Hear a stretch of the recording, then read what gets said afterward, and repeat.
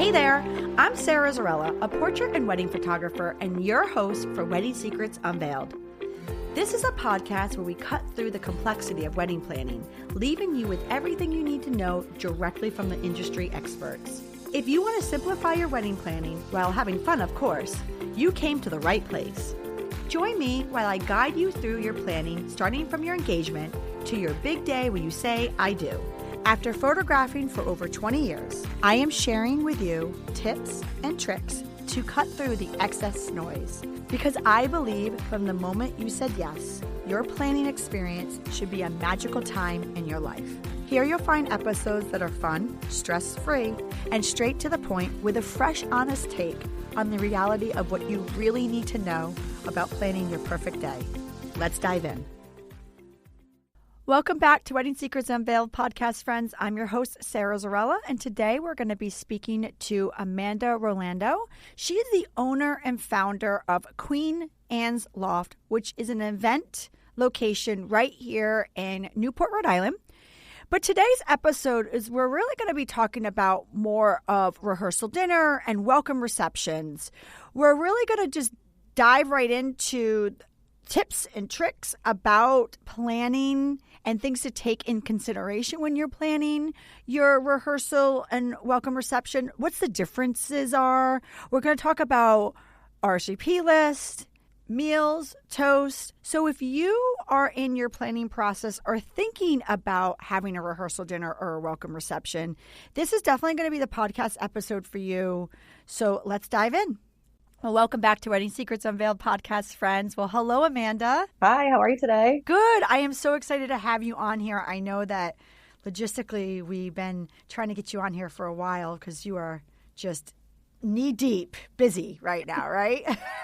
Full-blown wedding season happening now. Absolutely. And I am just really excited to have you on here because we're going to talk about a topic that I've never talked about in like the 3+ years we've been doing this podcast. So this is really exciting for me. And I think it's going to be quite a treat to all of our listeners.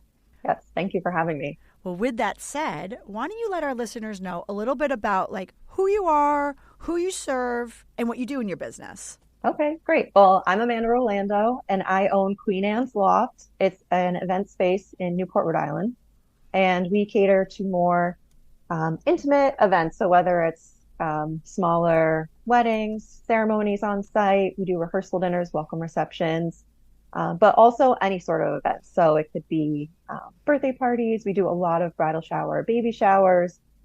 So we can accommodate a maximum of 90 for a sit-down dinner and 125 for a cocktail reception. And when did you establish Queen Anne's Loft? So 2017, our first event season was 2018. So we are in the middle of our 7th season. That's exciting.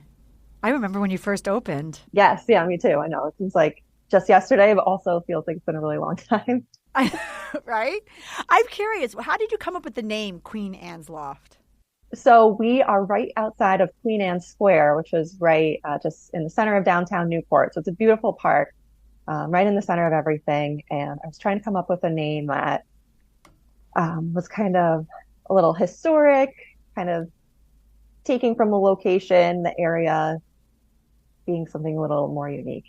And it makes sense because, like, you know, you think of loft to be above, right? And that's exactly what your event space is. It's right above the beautiful Thames Street, basically overlooking the historic downtown Newport. Right. Yeah. So loft was kind of one of the first words that came to mind. And then it's like, okay, well, how do we pull this in to, you know, make it sound appealing and interesting and kind of take into the history? And then another question is, how does one just decide, I'm going to open up an event space? I'm going to tackle this project in my life. Yeah, it was definitely a big undertaking. So I grew up in Newport, born and raised, and I started working at my grandparents' restaurant right downtown, The Landing.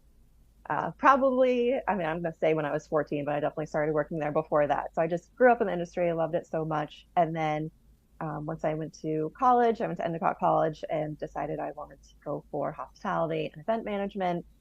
And then right as I was graduating college at The Landing, they were really getting into private events and definitely needed somebody that was going to kind of take over that part of the business. And so that's where I started, which was in 2010. And then they were just booked all the time. And I was thinking, it'd be really great to have another space that's downtown caters to kind of the same capacity, like, 100 guests approximately. And I just thought, so I was actually working before it was Queen Anne's Loft, it was called the Star Bar. So it was kind of like dive bar style. And so I decided, that'd be a great location. That also was within my family's business, and my uncle owned the bar at the time. And so he was ready to get out of the bar business. I was ready to expand. So I kind of made the jump. All right, we'll open this event space. And so that was about 8 years ago now. So it's been so much fun. Yeah, and Dan and I photographed there a couple events a lot over the years, and we've done a couple model shoots. So I have to say, as a photographer, for our listeners, obviously there's a lot of spaces out there, but definitely something for you all to look into, because as a photographer, it's beautiful. Amanda did a great job. It's all white. It's a lot of windows, and it's a nice blank canvas, but it has some charm to it. So that way, it's just a wonderful space to do an event. And that's what brought us here, because we're really going to talk with you all a little bit about, obviously, like Amanda said, she does a lot of different types of events. But I think for today's podcast, we should really focus in about the spaces that are out there, and thinking about rehearsal dinner, welcome receptions, brunches, all of the activities that go around your wedding weekend, right? Yes. So that's what we're going to kind of focus on today for our conversation. And with that said, can you break it down to our listeners a little bit about the difference between a rehearsal dinner and a welcome reception? Yes. So the night before the wedding, typically, I mean, this could be, sometimes it's 2 days before the wedding, but you would do your ceremony rehearsal, and that's typically with your bridal party, parents, close family members or friends, basically anyone who's participating in the ceremony. And then after that, you would traditionally have either a rehearsal dinner where all of those guests are coming in. It could be a small dinner, it could be a larger dinner based upon your guest count, how many members you have in your bridal party. And everyone is just coming in for dinner. That could include a cocktail hour, the dinner, toast, and then maybe some mingling after the dinner.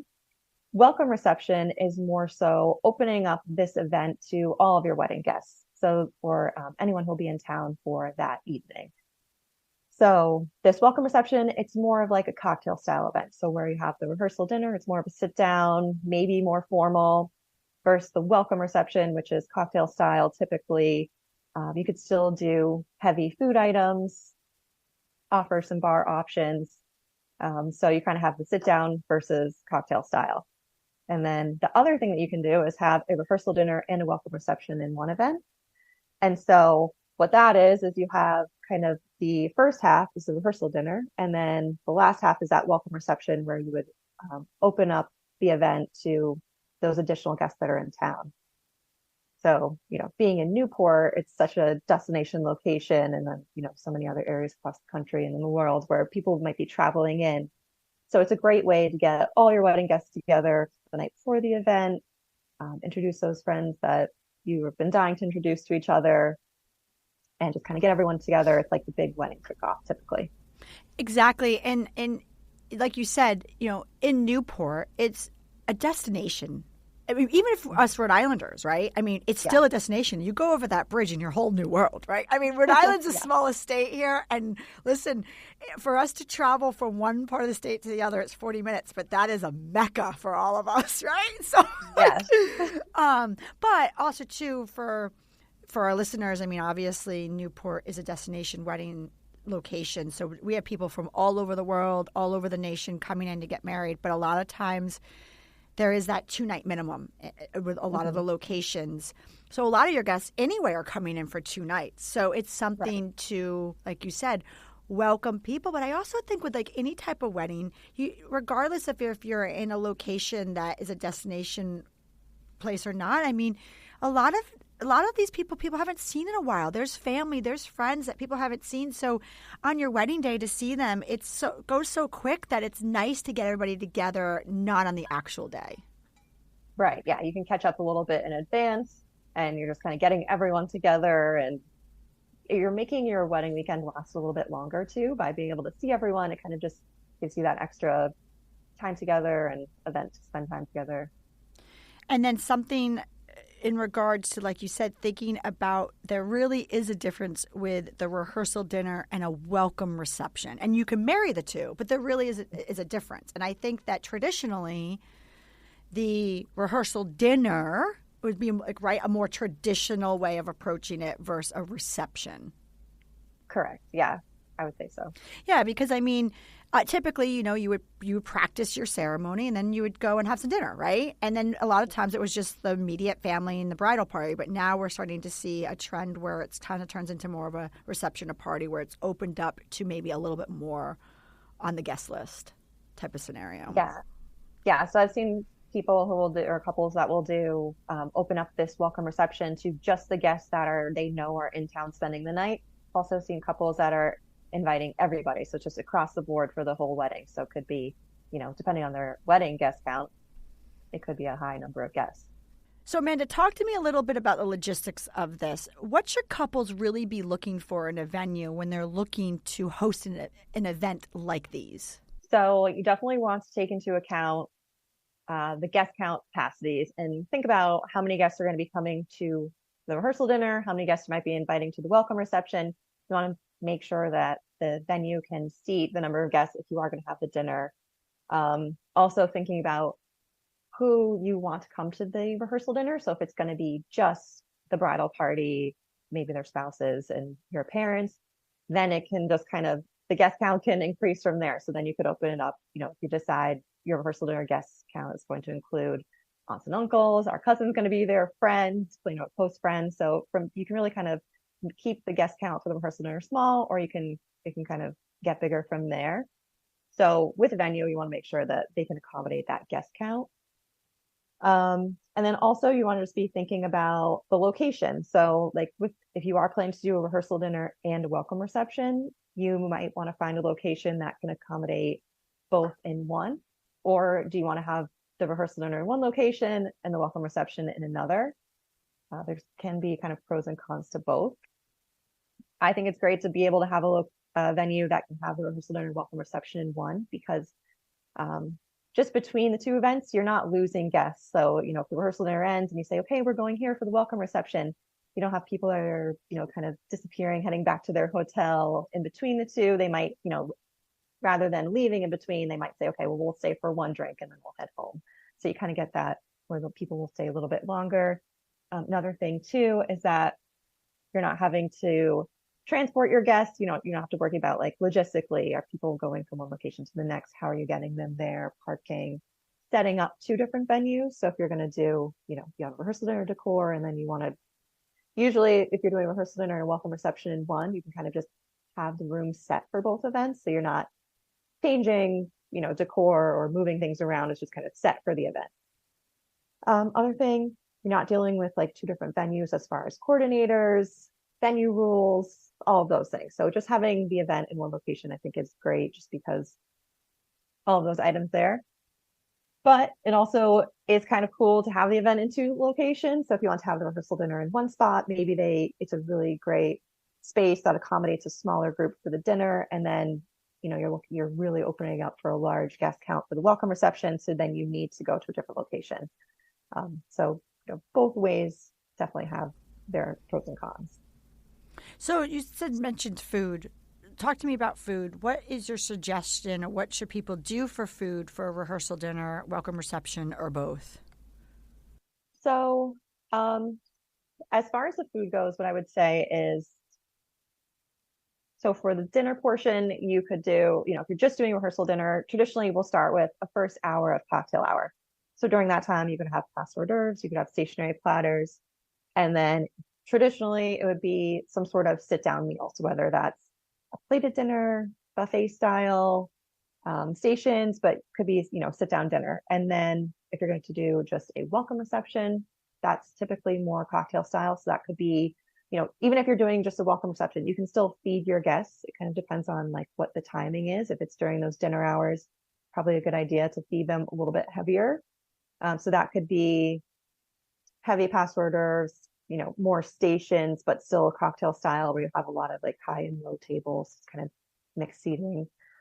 And then if you're going to do a rehearsal dinner and a welcome reception, with that, I would say you could do, typically we would shorten the cocktail time in the beginning. So you would do just, you could do very light hors d'oeuvres if you wanted to during that time. So maybe like one stationary platter, like cheese platter or something for those guests that rushed in to get to the rehearsal dinner. Then you could do the sit down dinner and then have kind of more light hors d'oeuvres because the welcome reception guests is starting a little bit later. So those guests hopefully had time to go to a restaurant close by, grab some dinner, and then they're coming, maybe just for some light hors d'oeuvres while they're having a drink. So as far as food, that's kind of what I would recommend for those two styles. And just a quick recap, what is the difference with when you were referencing hors d'oeuvres, heavy versus light hors d'oeuvres? So it's kind of just like how you would be feeding your guests. So if you're going light, it's more like thinking kind of cocktail hour, like your guests would have had something before that. So it's just you're offering them food, but it's not like a full dinner. Whereas heavy hors d'oeuvres, just because it's not a sit down dinner and it's hors d'oeuvres, you're still feeding them more of a substantial amount. So that's where the heavy hors d'oeuvres comes from. Perfect. Well, I think what we'll do is we'll take a quick break. And when we get back, let's get more into, for our listeners, tips. I will get into a little bit about some tips on RSVP and invitations. We should talk a little bit about timing. Let's talk more about food choices.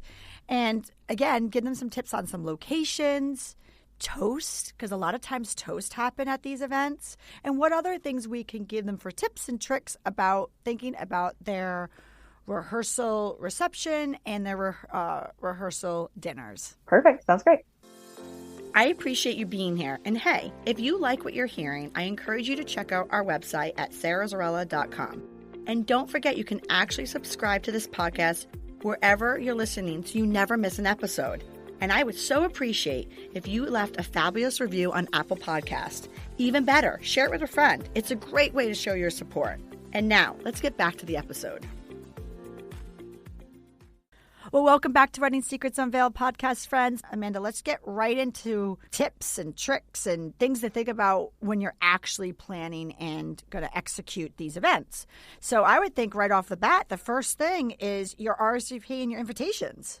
So I really do think it's important to have an RSVP for the welcome reception portion of the event. A lot of couples might think, people are coming and going. Maybe not that important to have like a firm count, but it's definitely helpful to have an idea of how many guests might be coming.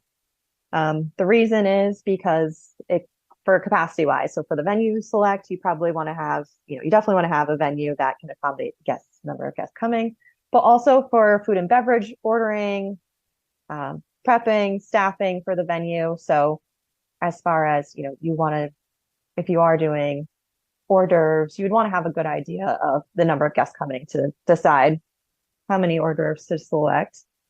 Also want to have a good setup. So, if you're having a ton of guests coming for the welcome reception, you don't want to have the space filled with tables and chairs. So just, it is important to have an RSVP, I think, for that event.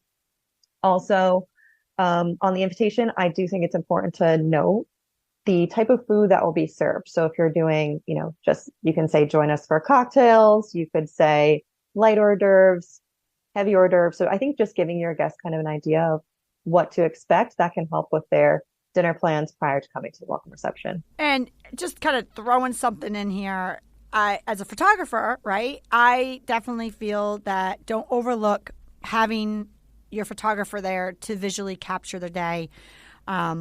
Shameless plug over here. But I just wanted to say that, I would say not as many couples have us at the rehearsal dinner as I would like to see. I would say literally maybe only half. But just something to think about. The rehearsal dinner or the welcome receptions, the photography coverage for that is handled, at least for our studio with Dan and I, a very different way than we handle the wedding. It really is more of organic, candid, laid back. I always tell people we're there to capture the closest VIP family members in a candid way. So yes, could you generally do these pictures on your own? Are they overly creative? No, not really. They're just kind of capturing the vibe of the night. But having a professional photographer there allows you to just be in the moment, not have to be on your phones, not have to collect the images from your guest afterwards, and just making sure things are captured, right? And so On a side note, I just wanted to tell our listeners, really think about having a photographer come. Usually, as far as price tag goes, I can only speak for us, but I would say in generality, the price tag is a lot lower, obviously, than it would be for a wedding. But it's, but there is, it'd be something that you have to budget for because it's something else on your budget, but just something to think about because, as Amanda was talking, I'm thinking to myself, this RSVP list, these are some of the closest, people in your life, and they're all in one room and it's still another event that's happening. So you want it captured.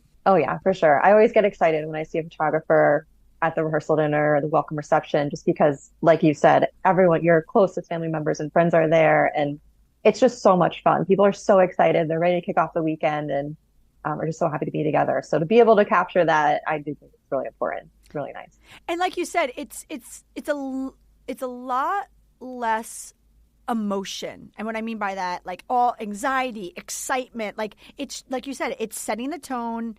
It's just a very casual affair. So it's sometimes you get some of the great, most genuine, candid pictures, right? Yeah. But like you said, there is also that component of planning, and there's RSVPs and there's invitations that have to go out. But if you're going to be doing all those things, you got to capture it. So anyway, shameless plug. All right. So talk to me a little bit about timing, because the reason why I'm saying this is, as a photographer who's there a lot at these events, I can definitely tell that there's an execution of time. You can't just walk in and be like, okay, whatever happens, happens. So talk to me a little bit about timing of these events. Okay, so timing. I think this is one of the most important aspects, and I'm always all over our couples about timing. Just always having, walking into the event, you want to have a plan. So with the rehearsal dinner, this could traditionally be about 3 to 4 hours by itself, just the rehearsal dinner. Welcome reception, I usually would recommend 2 to 3 hours. If you're going to combine the two, I think you can do it in 4 hours. Usually the first 2 hours is the dinner portion, last 2 hours is the welcome reception. The only time I would think you would need to add a little bit more time, whether it's a half hour or an hour, would be if you have a large guest count coming to dinner. It's just going to take a little bit extra time. So you do want to, you don't want to rush through dinner. So another thing you could add time for is if you're planning to have a lot of toast, that can take up a lot of time. And then, or if you wanted a little bit more time in the beginning for your guests to mingle, or at the end for like the welcome reception mingling. So those, that timing kind of works. If you are planning to do the rehearsal dinner and the welcome reception in one, what I would recommend is the first 30 minutes could be your dinner guests are arriving, unless everyone's coming on a bus together from some sort of transportation. Usually guests are kind of trickling into the event. So having that first 30 minutes really just allows for your guests to arrive. Maybe you have some light hors d'oeuvres during that time. People are grabbing a drink. They're just kind of getting settled. So having that first 30 minutes is great. And then guests would sit down for dinner. So I think it's good to have about an hour and a half for dinner time. So that includes any toast you might have. Traditionally, when guests are seated, there's a welcome toast, just kind of a thank you for coming this weekend. We're so excited. You can certainly keep that short and sweet, or maybe a longer toast. And then welcome reception starting. It's basically the first 2 hours is dinner, last 2 hours welcome reception. And, going back to toast, right? So I find that a lot of people are okay. So on your wedding day, obviously you have toast, right? There's the standards. There's sometimes the welcome toast, there's the blessing, and then there's obviously the maid of honor, best man. Some people do all four. Some people only do two. But there's a lot of other people that might want to talk. And so this is a great time to do those toasts, but you just don't have the time on your wedding day. So talk to me a little bit about toast. Sure. So you can definitely incorporate toast into the rehearsal dinner, welcome reception. We usually will see them during the rehearsal dinner portion. If you did just a welcome reception, you can certainly build in some time there for toast during that time. But yes, this is a great opportunity for, those close family members or friends who do want to say something, but you might not have the time built in for it at the wedding. So the rehearsal dinner, welcome reception is a great time to do that. But definitely adding it into your timeline. So what I would recommend, if you're having a lot of toasts and you're planning to do them like back to back, I would have a family member or friend, someone designated who's kind of your MC for the night. So what I do recommend doing is having a list, and it has all the toasts kind of listed out. I also think it's helpful to know how long someone's toast is, because The, Right. I'm only laughing. Yes.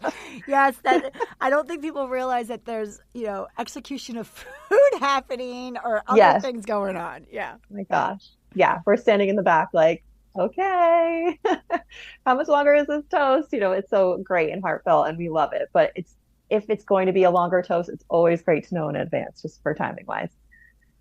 Um, so yes, so with the toast, I do think it's helpful, and of course you can keep this more informal and, people can get up and speak, but I do think it's helpful if you're planning to have a lot of toast and that's going to be happening at your event, plan for it because it can definitely keep things more on track, more organized, and just make sure that, we're finished in time because the goal, if you are having a rehearsal dinner and welcome reception, is that you want to be up standing by the bar by the time your welcome reception guests are arriving.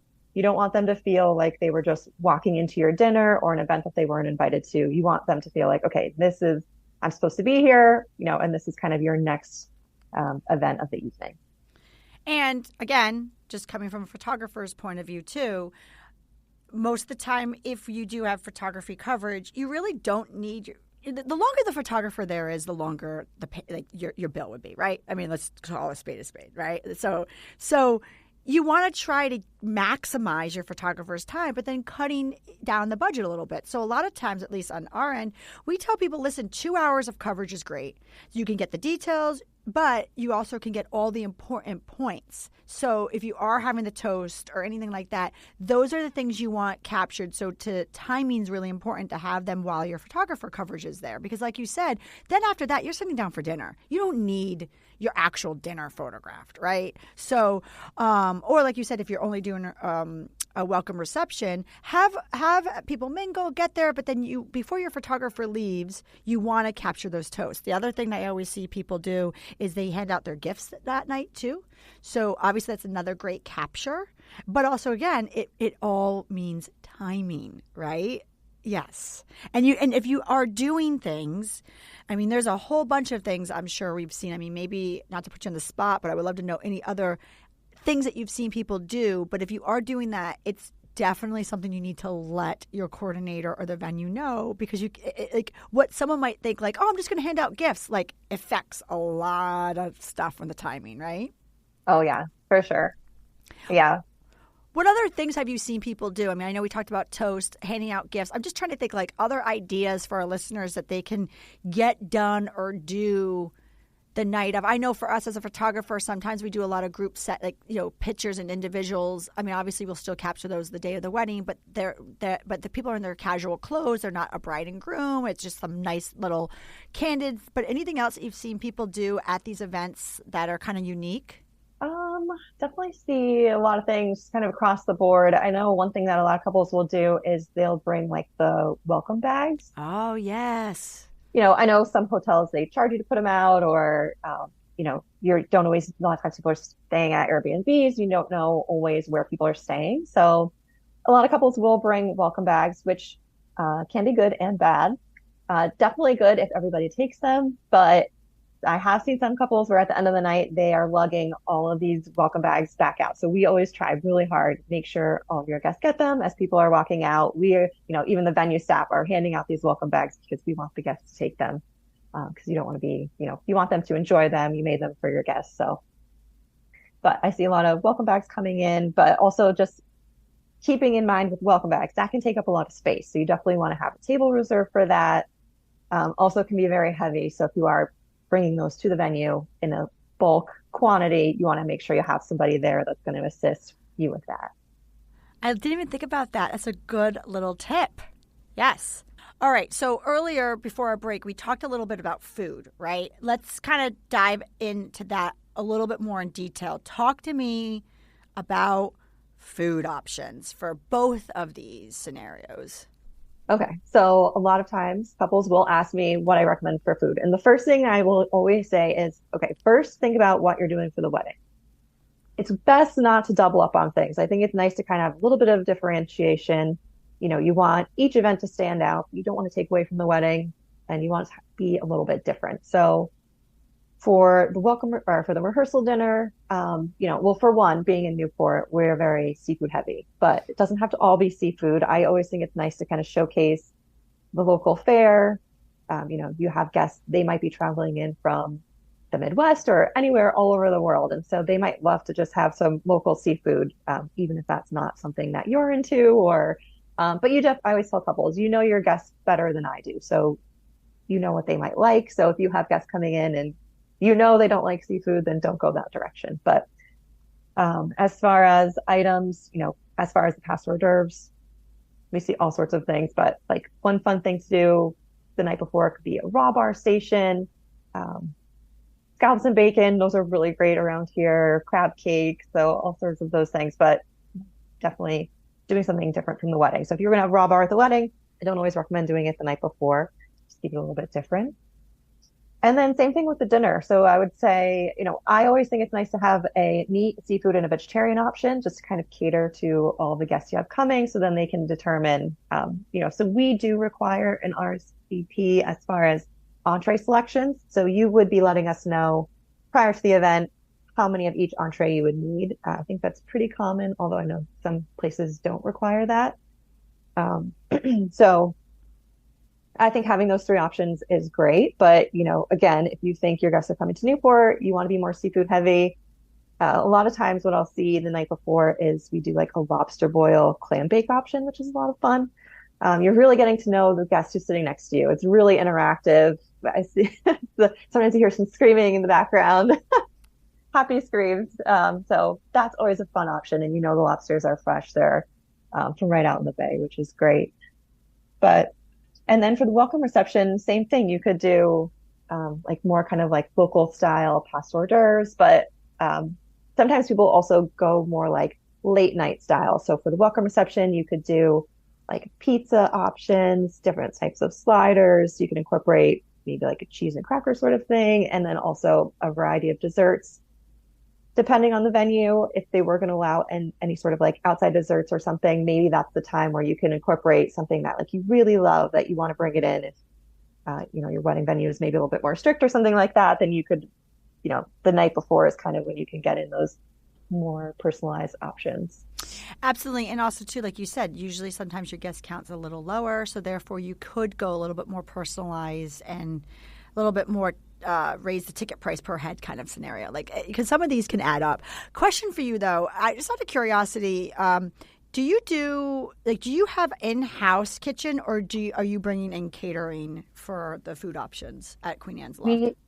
We do have in-house catering, so it's all in-house catering and bar. So we try to keep it really streamlined. So it's actually really great because you're not bringing in tables, chairs. We have all of those items. So all the tables, chairs, glassware, flatware, everything you would need for food and beverage service, we have. And then with our kitchen on site, we have all sorts of different menus. So we have like those past hors d'oeuvres, stationary platters for cocktail hour. And then we have a sit down meal. We can do a buffet. We also have that lobster boil, which is great. And then we have a list of different stations, which you could incorporate into those kind of like late night bites and our chef is really flexible. So I always tell people if there's things that you don't see on there, usually we can accommodate it. Yeah, the reason why I was asking is because you were mentioning a lot of variety. So I was like, okay, so they have to have either a very flexible chef or just be bringing outside, helping people bring outside catering. And how many events do you guys do roughly a week or a weekend? Just out of curiosity. Yeah, so it really varies kind of by season. So I would say, the spring is it depends. Every year is different, but usually the spring is kind of a slightly slower start. And then usually, June through November, it's full swing. And then in the, December, we'll usually get a lot of holiday parties, which is great. So much fun. So I would say it's about 80 to 90 events a year. Is there an event minimum at your location? And do you find that in the industry kind of nation, like do you find that a normal situation as far as an event minimum or no? Yes. So we have a food and beverage minimum. So we don't have a guest count minimum. So you could come in with 5 guests and that's fine. As long as you hit the food and beverage minimum, then, that's not a problem at all. So we don't have a guest count minimum. It's just the food and beverage minimum, which I do find, I would say, almost all venues do, I would think, at least in the Newport area. Basically, that's just covering the venue as far as, if we're going to reserve the space to you, it's kind of guaranteeing that you're spending a certain amount of money. And also, too, for our listeners, a lot of times there's not you might see either an event minimum or a room fee charge. Because, either way, the venue has to make sure that they cover their costs but like you said, a lot of times, an event minimum may mean that there won't be an actual room rental, or there might be a room rental and not an event minimum, or sometimes both. I just didn't want people to be intimidated when they see those things because, like you said, sometimes a guest of 5 could accommodate the same event minimum that a guest of 90 can, obviously, depending on what you want to do. Yeah, so venues, some venues might have a site fee and a food and beverage minimum. And really what the kind of differentiation between the two is that your site fee is kind of covering all the things that a venue might have in-house. So for us, we have the tables, the chairs, we provide linen. And then also just kind of like taking into account your overhead for the year. So that's kind of divided up between the number of events that you might have. That's where that site fee is coming from. And then if you have your food and beverage minimum, basically that's just kind of like guaranteeing that on a specific date, you're going to make this amount of money, or, your couples are going to spend this specific amount. And a lot of times I think, couples might be surprised that, I have seen in the past that welcome receptions, if you are doing any sort of open bar, the price can definitely go up just because people are drinking, they're excited, they're celebrating. So usually drinks are flowing. So, the price can go up if you're doing any sort of hosted bar for the welcome reception. Right. And also, too, keep in mind that event site fee or however the terminology, venues word it, that's also covering stuff that you don't have to even deal with or bring in. So, if it's not listed there, you're going to have to be doing it somehow, some way. You need chairs, you need tables, right? You need linens, you need places for people, stuff for people to eat at. And like you talked about a little bit about the open bar might raise that price tag up. Here's another little tip is don't forget that the wedding sometimes is the next day. Yes, for sure. Don't forget that. It's important. I can tell you as a photographer, sometimes we walk in and granted, it's a wedding, people rally, but I'm like, oh, you guys had a good time last night. Go home at a reasonable hour, get your beauty sleep, be reset for the next big day because it's really important and you want to feel good. You want to look good. Absolutely. Well, Amanda, it's time for our wrap-up question. With that said, what are some key points that couples should be asking their event locations when they're inquiring to make sure that they're working with a professional company to ensure that their event is an absolute perfect affair? Yes. So first, I always think, before you really get started, you want to look, check online, look at those reviews, make sure that those reviews are reflecting, who you've been speaking with at the venue, I don't know how long those reviews go back. Look at things that are, more recent. That way, you're kind of getting a good feel for the venue before you go in. And then also from there, seeing the space in person. That way, you are able to take in all the sights, the smells, the area around it. You want to check out how clean it is, and then also meet your venue coordinator face to face. And just, check on the vibe, make sure this is somebody you could be working with for over a year, sometimes 2 years. You want to make sure that you get along, everything seems it's going to go according to plan. You want to make sure, that's very important. And then also just thinking about what's important to you as a couple. So is it a specific location? Are you looking for a specific vibe and feel? Is there a budget that you're trying to stay within? The venue's flexibility. So you really want to look for that within the venue, the vendors that you work with. If you can trust your vendors, that is definitely a game changer in your wedding planning journey. I love it. Well, thank you so much for joining me on this week's episode of Wedding Secrets Unveiled. You helped our listeners become one step closer to a stress-free wedding planning. Can you tell everyone where they could find you? Yes. So I'm Amanda Rolando, and you can find me. I'm at Queen Anne's Loft. So our website is www.queenannesloft.com. And that's the Anne is ANNES. We also have an Instagram, Queen Anne's Loft. We can find a lot of different pictures, setups of the space. And also, too, for our listeners, we will have Amanda's information and all of Queen Anne's Loft's information on our episode show notes, which you can find on our website podcast page, which is at sarahzarella.com/podcast. Well, thank you, Amanda. Thank you so much. This is great.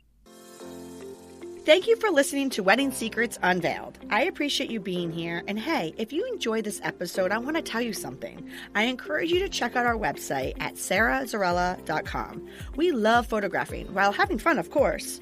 Check out our podcast page on our website for our show notes along with upcoming episodes with your local wedding experts. Listen in as we help you plan your epic event. And don't forget that you can actually subscribe to this podcast wherever you are listening so you never miss an episode. I would so appreciate if you left a review for us on Apple Podcasts. Even better, share it with a friend. It's a great way to show your support and let us know what you think. If you know any wedding experts that would like to be a guest, we have a link directly on our website where they can let us know. Thank you for listening.